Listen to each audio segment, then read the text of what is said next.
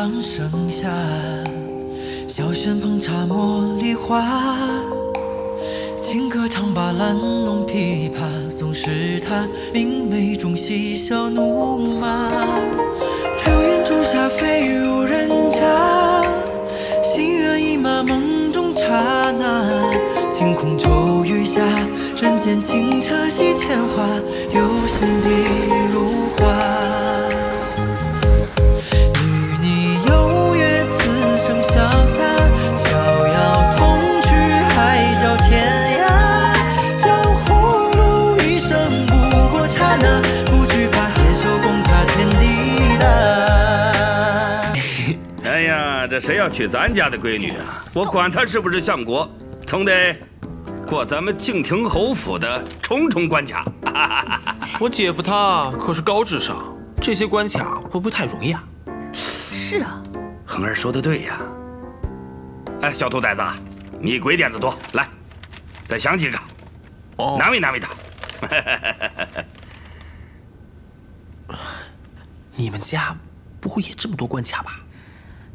之前是没有，不过现在觉着挺好玩的，不如一试。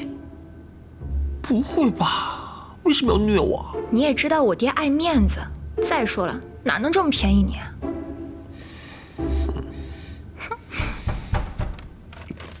谁这么早敲门？不会是姐夫吧？刚还有2个时辰才来呢。哎，喂喂，外面何人啊？哎，没有人，我可不开门啊！哎，软绵绵，你打开个门缝，看看是谁。哦。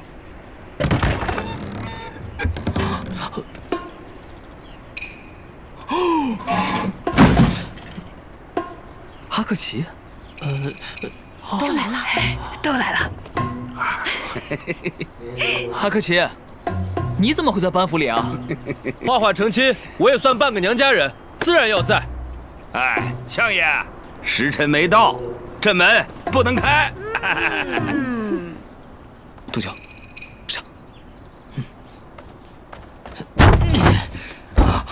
嘿，阮妹妹，你这力气也太大了吧！